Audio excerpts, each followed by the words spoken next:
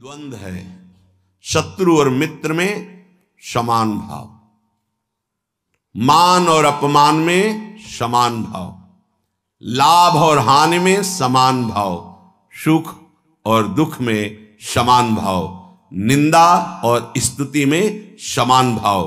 तो बोले द्वंद्व रहित, द्वंद्व विमुक्ता। ये पहली साधक की वृत्ति जागृत होती, ध्यान रखना। अगर आपकी साधना परिपक्व अवस्था की तरफ जा रही है, आपकी साधना ठीक है, तो पहला लक्षण है तितिक्षवः, वो बहुत धैर्यवान और सहनशील होगा। सुख दुख लाभ हानि मान अपमान निंदा स्तुति, इसमें वो समान भाव रखेगा। चलो हमारी स्थिति ऐसी नहीं, लेकिन हमें सुनने को मिला तो समान भाव रखने की चेष्टा तो करें। पूज्यपाद श्री उड़िया बाबा जी महाराज, यदि तुमसे कोई द्वेष करता है और तुम्हें भगवत प्राप्ति करनी, तो वो जब दिखाई दे तो उसके चरणों में प्रणाम करो। अगर पास से निकले तो राधे श्याम, वो भले ना बोले। अगर तुम ऐसा किए तो उसके बैठे हृदय में जो श्री भगवान हैं वो मिल जाएंगे तुम्हारे को। अगर तुम्हारी दृष्टि दोषयुक्त हुई तो कर लो भजन। जब तक वो नहीं मिटाओगे तब तक भगवत प्राप्ति नहीं होगी। हरिवंश नाम लीन जे अजात शत्रु ते सदा, ये शुद्ध परमार्थ अध्यात्म की चर्चा है। यहां व्यवहार को भी अध्यात्म बनाया जाता है। प्रयत्न करो सहने का, मिटाने का। क्या गाली दे रहा है कोई, श्रवणेंद्रिय ने सुना, मन में जाके दाह पैदा हुई, ही नहीं, मेरे भगवान अपने समीप मुझे ऊंचाई देना चाहते हैं, प्रेम की ऊंचाई, ज्ञान की ऊंचाई, इसलिए ये कटु वचन बुलवा रहे हैं, मुझे सहन करना है। राधा राधा राधा, आगे निकल गए। जो सुख दुख मान अपमान लाभ हानि आदि द्वंद्वों को सह जाता है, देख लो, यहां लड़ना नहीं है, भक्ति सहना सिखाती। बोले कब तक सहेंगे? जब तक भगवान न मिल जाए। बोले वो तो बहुत ही दुष्ट हो जाएगा, अगर हर बार सहेंगे तो अगली बार और बढ़ के आएगा। कदापि नहीं। जो अपराध भक्त कर करे राम रोष पावक सो जरे, तुम सहो आग उधर लग जाएगी। उमा क्षमा सापौते भारी, अपने कर्म जाय अपकारी। तुम अपने को बचाओ, मालिक देख रहा है, वो ऐसा हिसाब करेगा। एक नवयुवक था जिसकी देखो हंसी उड़ाता था, बहुत परेशान करता था। एक भगत जी निकले उनके छेद, तो दाढ़ी मुच्छ को लेकर बहुत उपहास किया। 2 रुपए निकाले, दिए। उसको लगा पीछे आ रहे थे आर्मी के, फिर उनका उपहास गिरा के 10-5 ला तो थप्पड़ मारे ना। वो जो 2 रुपए दिए थे ना, हिसाब हो गया। अब दोबारा उस गली में नहीं खड़ा हुआ वो। राम रोष पावक सोजरी, तुम जाओ झुक के। वो आ रहा है झुकाने वाला, किसी रूप में रौंद के रख देगा उसको, क्योंकि उसका स्वभाव ऐसी जगह हाथ डालेगा जहां हाथ जल जाएगा। ये ना सोचो कि अगर हम 10 बार सह गए तो 11वीं बार वो फिर बोलेगा, बोलने लायक नहीं रहेगा। जो अपराध भक्त कर करे राम रोष पावक सोजरी, तुम्हारा कर्तव्य सहन करना और मालिक का कर्तव्य हिसाब करना। एक साधु जा रहे थे, गंगा किनारे भ्रमण कर रहे थे, तो छड़ी रखते, सोटा लंगोटा लोटा ये साधु के पास रहता है, तो सोटा लिए हुए थे और अपनी मस्ती में जा रहे थे। ऐसे पीछे धोबी कपड़ा धो धो के ऐसे सब फैलाए हुए था सूखने के लिए। उसने देखा इतनी मेहनत से तो हम धो रहे हैं, और बाबा जी रौंदता चला जा रहा है। तो जिससे धोआ वो पीटने वाला डंडा, वही दौड़ा लेके रुक्मिणी जी के पास भगवान बैठे, विनोद तत्काल सुदर्शन चक्र, फिर ऐसे शांत हो गए। तो रुक्मिणी जी ने कहा, प्रभु जरूर ये स्थिति किसी भक्त पर संकट आने पे होती है, रुक क्यों गए? बोले उसके पास लाठी थी, उसने हिसाब कर दिया। 2-3 डंडे बाबा जी ने मारे और 2-4 डंडे धोबी ने मारे, तो दोनों धोबी ही है, इसीलिए मट गए।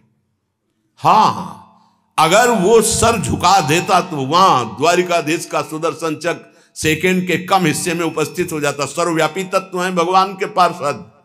जैसे नारायण निकला और वहीं हरि पार्षद प्रकट हो गए। आप अगर डंडे चलाओगे ना तो हिसाब किताब आपका भारी पड़ जाएगा। अगर आपने सर झुका दिया तो वो हर समय तुम्हें देख रहा है, कोई क्षण ऐसा नहीं है, कोई जगह ऐसी नहीं जहां उसके नेत्र न हो।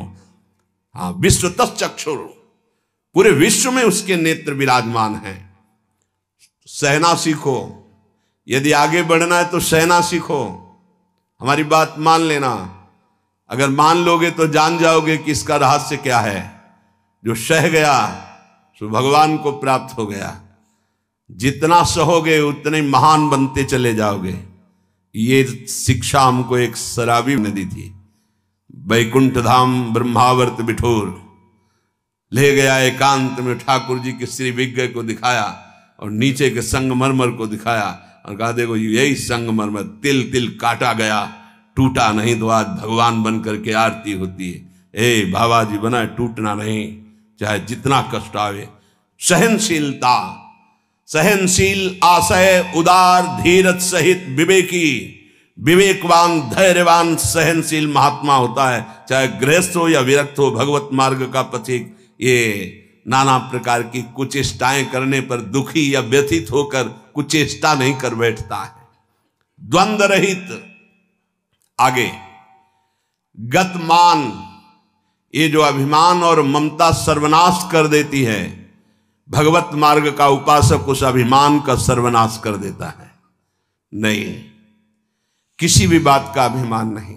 सच्ची कहते हैं, जिस क्षण प्रभु बुलवाना ना चाहे तो एक शब्द भी नहीं आता हृदय में। कई बार हृदय से एकदम शून्य, खाली। अब न कोई प्रश्न का उत्तर है, न कोई प्रश्न है, न कोई वार्ता है। वो दे रहे हैं तो हो रही है, और वो ना दे तो का बोलने की हिम्मत नहीं है। शब्द और शास्त्र ज्ञान और व्याख्या तो अलग जाने दो, वही बुलवा रहे, वही सत्य चेष्टा करा रहे। इस सतमार्ग पहाड़ पे चलना है, ये हमारे चढ़ने की योग्यता नहीं, पर वो वाचालम बना देते हैं। मूक को पंगु से पहाड़ चढ़ा देते हैं। सांप का छोटा बच्चा गरुड़ को पछाड़ दे, राम कृपा हो जाए, हाँ, तो लघु ब्याल गरुड़ को खा जाए, ऐसी सामर्थ्य पैदा कर दें भगवान। सब कुछ भगवान की सामर्थ्य से सत मार्ग का होता है, सब कुछ हमारे अहंकार से असत मार्ग का होता है। अहंकार त्यागी, सत मार्ग का अनुरागी। अहंकार युक्त तो कहेगा जरूर भगवान की सामर्थ्य से हो रहा है, पर अहंकार वासनाओं का खेल खिला के पाप करेगा। तो कह रहे गतमान, ये भगवान को अधीन करने वाली आगे बात कह रहे हैं कि सुख निधान भगवान तुम्हारे अधीन क्यों नहीं हो जाएंगे यदि ऐसा करोगे। पहला, मान अपमान, दुख सुख, लाभ हानि में समान भाव। दूसरा, मान को स्वीकार मत करो। ये देहाभिमानी पुरुषों के द्वारा किया हुआ प्रणाम नमस्कार, ये देहाभिमान को पुष्ट करने वाली अविद्या की एक नई चाल है। उनके हृदय में विराजमान सच्चिदानंद भगवान को देखते हुए इसे विनोद में उड़ा दो। विनोद में, मैं जान रहा हूं प्रभु, अब नहीं फंसेंगे, गुरु कृपा हो गई। आपका ये प्रणाम नमस्कार फांस नहीं सकता, नाथ आप तो हमारे स्वामी हो। अब नहीं, लाखों प्रणाम दंडवत हो रही, लेकिन नहीं, वो तुम्हारी प्रणाम दंडवत नहीं हो रही, वो तुम्हें फंसाया जा रहा है। आखिरी खाई है यश कीर्ति मान। नहीं, हे सच्चिदानंद गुरुदेव, आप सब रूपों में काहे को मजाक कर रहे हो प्रभु, आप ही तो विराजमान हो नाथ, कोई नहीं फंसा पाएगा। अब हम तो बड़े भजनानंदी, हमारा बड़ा नाम हो रहा है, प्रणाम नमस्कार हो रहा, तो आगे है खाई, उसमें मुंह भरा गिर जाओ, निकल नहीं पाओगे। जैसे कंचन की खाई, कामिनी की खाई, ऐसे कीर्ति की खाई। तो गत मान, सबहि मान प्रदापमानी, सबके चरणों में बंधन भक्ति, मेरे नाथ इन सब रूपों में विराजमान। वो प्रणाम कर रहे हैं, नमस्कार कर रहे हैं, वो जय बोल रहे हैं, ये उनकी महानता है। वो अपने हृदय की स्थिति के अनुसार बर्ताव कर। हम तो अधम जीव हैं, प्रभु की कृपा से चल रहे। मेरे प्रभु सब रूपों में, कहीं मान नहीं छुएगा, और अगर मान छू गया तो विष चढ़ गया। सम्मानम कल्याति घोर गरलम, ये मान रूपी जहर केवल गुरु कृपा से ही दूर होता है। एक ही जगह इस मान की धुलाई होती, दूसरी जगह नहीं। और दूसरी जगह तो आप जहां भी जाओगे वैष्णव चिन्ह देख के सम्मान होगा। एक है घाट, गुरु घाट जिनमें इसकी धुलाई होती है, वहां कोई भी तुम्हारी चतुराई नहीं चलेगी, कोई भी गुण नहीं चलेगा, कोई भी प्रभाव नहीं चलेगा। वहां धुल के रख देते हैं इस मान को, और जहां मान धुला और दैन्यता आई तो हरि कंठ लगा लेते हैं, भगवान उसे अपने समीप रख लेते हैं। बलिहारी गुरु आपने, जिन्होंने मान को मिटिया मेट कर दिया। बलिहारी कभी नहीं सुधरता है मान का स्वभाव। ये गुरुदेव, इसीलिए गुरुदेव के हाथ का खिलौना कोई बिरला ही बनता है। अहंकार के हाथ के खिलौने तो सब बने हुए, जैसी चाबी भरता है अहंकार वैसे ही खेल हो रहे, लेकिन कोई गुरुदेव के हाथ का खिलौना विशेष लाडला होता है। भर दी चाबी, अब उसके हृदय में खेल चल रहा है निकुंज का। मान का त्याग करा करके दैन्यता का भाव प्रकाशित करना, ये प्रेमी महापुरुष सद्गुरुदेव की कृपा से होता है। गत मान, आगे ज्ञान रथ। ज्ञान किस बात का? एक क्षण भी प्रभु का स्मरण न छूटे, इससे बड़ा कोई ज्ञान नहीं। बात पकड़ लो। तुम्हें कुछ आता हो या ना आता हो, बस राम कृष्ण हरि राधा राधा बोलना आता है, इससे बड़ा कोई ज्ञान नहीं है। ये भगवद स्मृति है। यस्य स्मरण मात्रेण जन्म संसार बंधनात् विमुच्यते, नमस्तस्मै विष्णवे प्रभु विष्णवे। जिनका स्मरण मात्र जन्म मरण बंधन से मुक्त कर देता है। राधा राधा कृष्ण कृष्ण। ज्ञान रथ, जब आप नाम जप करेंगे तो स्वाभाविक, सच्ची मानिएगा, इस शरीर से प्यार खत्म हो जाता है। ये बहुत व्यवस्थित भगवान की कृपा से चलता है, पर इससे राग नहीं रहता। पुराने कपड़े से जैसे तुम्हारा कोई राग नहीं रहता, फेंक देते हो कूड़ा में, ऐसे ही इस शरीर से ज्ञान रत उपासक को कोई संबंध नहीं रहता। बिल्कुल समझ लेना।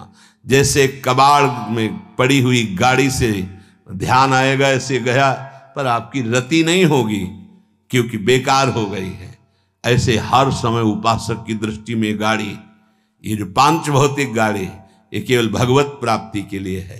अगर ज्ञान प्रकट हो गया तो इससे कोई रति नहीं रहती, इससे कोई अपना शरीर का राग मिट जाना ही सब ज्ञान है। भगवान नाम में रुचि हो जाना ही सब ज्ञान है। बस दो बात समझ लो, जितना इससे तुम प्रेम करोगे उतना ही पापाचरण होगा, और जितना नाम से प्रेम करोगे उतना ही इससे वैराग्य होगा, और आप दिव्य उन्नति को प्राप्त हो जाएंगे। ज्ञान रथ, सच्चा ज्ञान। मैं भगवत स्वरूप हूं, ये मैं शब्द अंतःकरण से निकलता है। बस स्वरूप हूं है, मैं के साथ हूं है, नहीं तो स्वरूप, बस स्वरूप। मैं स्वरूप हूं, ये अंतःकरण धर्म से निकल रहा है, और केवल है स्वरूप, ये है। वहां कोई और शब्द नहीं जुड़ता, न मैं न हूं, वो है, वही है, वो भी खत्म, केवल है। यह है पूर्णता, ज्ञान की पूर्णता, भक्ति की पूर्णता है। कौन? गोविंद, गुरुदेव, किशोरी जी है। बिरत खटाई नाना कस, जैसे कुछ धातुएं होती हैं उनमें खटाई डालते तो बहुत जहरीली हो जाती है, ऐसे ही उपासक को हर भोग दिखाई देता है जहरीला। ब्रह्मादिक के भोग सब विषम लागताई, तो कहे फिर सुख क्या उसको मिलता होगा? गांव में जब गुड़ बनाया जाता है तो ऊपर का जो फेन निकलता है ना, गांव के जो गरीब लड़के होते हैं दौड़ के वो चाटते हैं, बड़ा मीठा अच्छा लगता है। कहीं उनको रबड़ी मिल जाए तो उसकी तरफ देखेंगे क्या? नहीं देखेंगे, क्योंकि अब उससे बहुत कई गुना बढ़कर के आनंददायक रबड़ी मिल गई। जैसे निर्मल विशाल मृदु जल का जलाशय मिल जाए तो छोटे छोटे गंदे गड्ढों की याद नहीं आती, ऐसे सच्चिदानंद भगवान का सुख स्फुरित होता है जब, ते गंदे विषय विष की तरह दिखाई देते। ब्रह्मादिक के भोग सब विषम लागता है। तो बोले उस उपासक के हृदय में इतना वैराग्य हो जाता है, जैसे वमन, खाने का मन नहीं होगा, विष्ठावत मलवत त्याग, मल त्याग के बाद कोई अहंकार नहीं होता, अर्थात वो त्यागी भी है और अहंकार का त्यागी है। जैसे इसमें कहा बीरत खटाई नाना कस, जैसे काश आदि जो पात्र हैं इनमें खटाई पड़ जाए तो बहुत जहरीली हो जाती है। बोले ऐसे ही ये सारे विषय उसे जहरवत दिखाई देते हैं। इसीलिए जो विषय प्रिय लग रहे हैं उनसे पिंड छुटाना हो तो भगवान को अर्पित करके भोग लगा के पाओ। गंदे विषय भगवान को भोग लगाए नहीं जाते। अगर कोई भी प्रिय पदार्थ है आपका कि ये तो हमें बहुत पसंद है, तो उससे पहले 20 मिनट प्रभु को भोग लगाओ और थोड़ा प्रसाद लेके बांट दो। कोई और ना हो तो पशु पक्षियों को बांट दो, राग खत्म हो जाएगा, पक्का राग खत्म हो जाएगा। ये गुरुजनों के अनुभव की बात है। कुछ ऐसे पदार्थ होते हैं, पूज्य राधा बाबा भाई जी से कहा कि सब ठीक है आपकी कृपा से, पर मिठाई देखते ही प्रीता बढ़ जाती, तो क्या अभी हमारा राग है मिठाई में? भाई जी हर समय बाबा की मनोवृत्तियों को देखने वाले महापुरुष, तो उनका नहीं, तुम्हारी स्थिति में मिठाई का राग नहीं है, ये स्वभाववश शरीर की आवश्यकतावश पूर्व अभ्यास रहा है। तो ऐसा हो जाता है कि जैसे सब पदार्थ रखा है, जो प्रिय है उसे उठा लिया और पाने लगे, उसका कोई राग नहीं है, स्वभाववश तुम्हारे शरीर को आवश्यकता है तो स्वभाव बन चुका है, पर राग नहीं है। पर अपने लोगों की स्थिति नहीं है, अपने लोगों का राग है।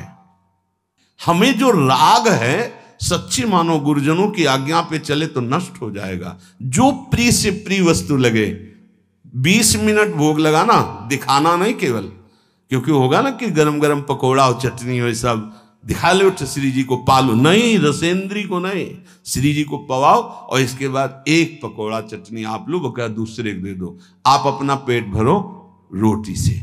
आप देखो ना आपकी रसेंद्री बस में, रसेंद्री बस में हुई हर इंद्री बस में हो जाएगी।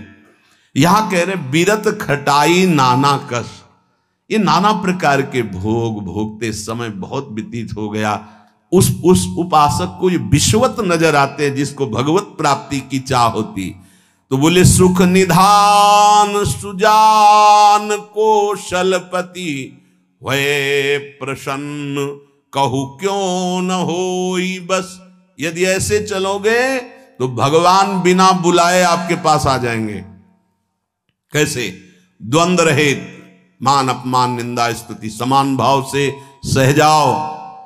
गतमान, कोई सम्मान करे स्वीकार मत करो, उसके भोक्ता मत बनो। ज्ञानरत, ये शरीर नष्ट हो जाएगा, तुम अविनाशी हो। विषय विरत खटाई नाना कस, जितने भोग हैं इनमें कोई सुख नहीं है। और फिर जैसे देह गे से प्यार करते ऐसे प्रभु से प्यार करने लगे। तो कह रहे प्रभु अपने आप आपके अधीन हो जाएंगे। सर्वभूत हित निर्व्यलीक चित भगति प्रेम दृढ़ नेम एक रस। तुलसीदास यह होई तबहि जब द्रवे ईश जेहि हतो शीस दस। भगवान जिसको अपना बनाना चाहते हैं तो उसके हृदय में एक बात प्रकट होने लगती है, कैसे सबको सुख पहुंचाऊं। सर्वभूत हित, ये बात, ये लक्षण है भक्त का। हमारे अंदर भक्ति आई, इसका लक्षण किसी को भी दुखी देख के मन कैसे इसको सुख पहुंचाऊं। भले हम कुछ नहीं कर पा रहे, लेकिन सर्वभूत हिते रताहा हमारे हृदय में आ गया, कैसे इसको सुख पहुंचाऊं। गोस्वामी जी ने संत हृदय की महिमा का वर्णन करना प्रारंभ किया तो लगा जैसे मक्खन कोमल होता है ऐसे संतों का हृदय कोमल होता है। तो लिखा संत हृदय नवनीत समाना, पर विचार किया है तो दोष हो गया। मक्खन तभी पिघलता है जब उसमें स्वयं ताप लगे, फिर तो संत की हृदय की बात गलत हो गई। अगर स्वयं के दुख में हृदय द्रवित होता है तो सबका होता है। ये मक्खन का उदाहरण तो ठीक नहीं बैठा। तो आगे तुरंत लिखा, कहा कविन पर कहीं न जाना, निज परिताप द्रवई नवनीता, पर दुख द्रवहि सो संत पुनीता। संतों का हृदय मक्खन जैसा होता है, कवियों ने कहा, पर ठीक नहीं बैठा, क्योंकि मक्खन को स्वयं जब ताप लगता है तब पिघलता है, लेकिन संत तो दूसरे के दुख को देख करके द्रवित हो जाते हैं। सर्वभूत हित, जो समस्त भूतों का मंगल सोचता है, तो आनंद घन चतुर शिरोमणि भगवान उस पर प्रसन्न हो जाते हैं, उसके हृदय में निर्विकारता प्रकाशित हो जाती है, उसका चित्त एक रस सच्चिदानंद सुख में निमग्न हो जाता है। तुलसीदास जी कहते हैं ये सौभाग्य उसी को मिलता है, 10 शीश का हनन करने वाले भगवान जिस समय जिस जीव पर कृपाल होते हैं तो सत्संग मिलता है, और सत्संग से ये सब प्राप्त हो जाता है। अगर हमें नाम ऐसा प्रिय लगने लगे तो सब लक्षण आ जाएंगे। भगवान से भी बढ़कर के भगवान का नाम, ये शाम के कल बहुत इसका चिंतन होता रहा, बार बार हृदय आह्लादित होता था कि गजब की निष्ठा, नाम की गजब की निष्ठा। ध्यान पूर्वक सुनिए, हर शिकायत खत्म हो जाएगी। प्रिय राम नाम ते जाहि न रामो, बड़ा सुख मिलता है। जैसे शब्द है ना, उनमें डुबकी लगाओ, एकदम निहाल कर देते। प्रिय राम नाम ते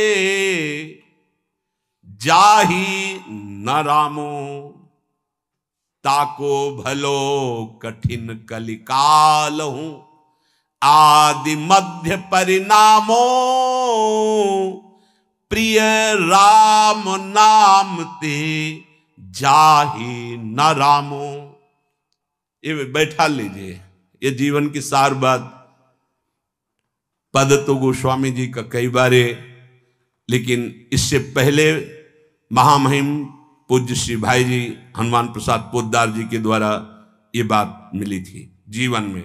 जीवन में पहली बार ये बात पूज्य भाई जी के द्वारा मिली थी कि अगर तुम्हारे सामने भगवान आ जाए, उनके दर्शन कर रहे हो, नाम छूट गया, तो हमें नहीं चाहिए ऐसे भगवान जिससे हमारा भगवान का नाम छूट जाए। ये भाई जी की बात। फिर पद मिला बहुत काल के बाद, ये कल पुनः इसका कृपा करके गोस्वामी जी ने दर्शन कराया और चिंतन कराया। बेपरवाह, अद्भुत मस्ती है इस बात में। जिसे भगवान नाम इतना प्यारा लग गया है कि यदि स्वयं भगवान कहें कि अब मैं तुम्हें मिल गया, मेरे लिए तो भजन कर रहे थे, अब आज से नाम जपना छोड़ दो, तो वो स्वीकार नहीं करेगा। उपासक कहेगा नाम नहीं छोड़ सकता, महाराज आप आओ या ना आओ, आप जाओ या रहो, आपकी मर्जी की बात। नाम से प्रिय बढ़कर आप नहीं हो हमें। ये बात बहुत बड़ी बात। जब भगवान की बात आ गई तो ये भोगों की बात क्या रह जाएगी भाई। ये पद प्रतिष्ठा रुपया पैसा, अभी नाम का स्वाद ही नहीं चखा। ये ताको भलो कठिन कलिकालो आज मध्य परिणामों, आज कल परसों हर समय परमानंद बना रहेगा। एक कलयुग कुछ नहीं बिगाड़ सकता। यदि जिह्वा में ऐसा प्यार उदय हो गया कि मुझे नहीं चाहिए और कुछ, जो हमें नाम छोड़वा दे वो कुछ संसार की पद प्रतिष्ठा तो जाने दो, हमें भगवान से भी नहीं मिलना। यदि वो आ जाए और नाम छूट जाए तो मुझे उनका आना नहीं। प्रिय राम नाम ते जाहि न रामो, ये बहुत बड़ी बात है। ये जनसाधारण नहीं समझ सकते, बहुत बड़ी बात। कैसे छूटेगा फिर नाम, सोचो कैसे छूटेगा। आग लग जाएगी कि ओहो, जिस नाम के बराबर नामी से मिलन की भी बात नहीं कही गई, उस नाम को हम चंद विषयों में, तुच्छ विषयों में, तुच्छ व्यक्तियों के मायाजनित संभाषण में छोड़ देते हैं। हमारी कहां की निष्ठा? गोस्वामी जी कह रहे हैं, प्रिय राम नाम ते जाहि न रामो, बार बार इसलिए करें, बैठा लो, सकुचत समुझी नाम महिमा, मद लोभ मोह को कामो, राम नाम जप निरत सुजन पर, करत छाह घोर घामो, प्रिय राम नाम ते जाहि न रामो। बस यही लगता है, यही परम विश्राम है, इससे बड़ी कोई बात नहीं हो सकती। राम जी मिल जाएं और वो कहें कि हमारा नाम छोड़ दो, अब हमें स्वीकार करो, हम तो मिल गए ना, तो वो उपासक भगवान से कह देगा आप चले जाइए। जिस नाम के बल से आप हमारे पास आए उस नाम को मैं नहीं छोड़ सकता। आप कभी मत दर्शन देना, कभी मत आना, आप हमें हर दुख देना, पर मैं नाम नहीं छोड़ सकता। ये बात पकड़नी, ये बात पकड़नी, पकड़ लो, सब कुछ तुम्हारे अधीन हो जाएगा। मुझे आपसे मिलने की आवश्यकता नहीं है यदि नाम छूट जाए तो। यही भाई जी लिखा था प्रियालाल के लिए, राधा कृष्ण के लिए। सबसे पहले भाई जी की बात तो थोड़ी देर तो विचार चलता रहा इस विषय का कि नाम साधन है और साध्य है प्रभु। जब प्रभु को हम देख रहे हैं तो नाम भूल गए तो कौन सी बड़ी बात है, क्योंकि नाम का फल तो प्रभु ही थे ना। उस समय समझ में नहीं आया, बाद में समझ में आया उन्हीं महापुरुषों की कृपा से, जो आज गोस्वामी जी कह रहे हैं कि यदि कोई कहे कि तुम्हें राम मिल जाएंगे, या राम जी ही कहें कि मैं मिल जाऊंगा, मेरा नाम छोड़ दो, तो उपासक का हृदय कहेगा, नाम जापक का, कि यदि आपके मिलने से नाम छूट जाता है तो आप कभी हमसे मत मिलिए। मुझे आवश्यकता नहीं आपसे मिलने की, यदि मेरा गुरु प्रदत्त नाम छूट जाए तो आपके मिलने की आवश्यकता नहीं। उसका नाम ऐसे चलता है हृदय में, श्वास में, जिह्वा में, रोम रोम में, ऐसा अपार प्रेम उसके हृदय में प्रकट होता है, ऐसी मतवाली मस्ती होती है कि भगवान उसे कभी छोड़ ही नहीं सकते। इस कराल कलिकाल में आदि प्रारंभ, मध्य और अंत, कभी किसी का कल्याण हुआ है या हो रहा है या होगा तो ऐसे नाम प्रेमी का होगा। ये आदि मध्य परिणामों, अगर नाम जब चल रहा है तो जो पीछे महापुरुष हुए हैं, जो अब हैं, जो आगे होंगे, वो नाम के प्रभाव से ही हैं। नाम की महिमा इतनी अपार है, ध्यान दीजिए, अभिमान, लोभ, अज्ञान, क्रोध, काम, ये उसके हृदय में ही नहीं रह जाते जिसके निरंतर नाम चलने लगता है। ये सब सकुचा कर भाग जाते हैं, जैसे किसी महान बलशाली को देखकर छोटे मोटे योद्धा गर्दन झुका के भाग जाते हैं। ये काम आदि दोष उन्हीं को परेशान करते हैं जिनके नाम नहीं चल रहा। सच्ची मानिए, मान लीजिए, विश्वास कर लीजिए, बहुत बड़े लाभ की बात है नाम। सामने ही ये सर ऊंचा नहीं कर सकते। कौन?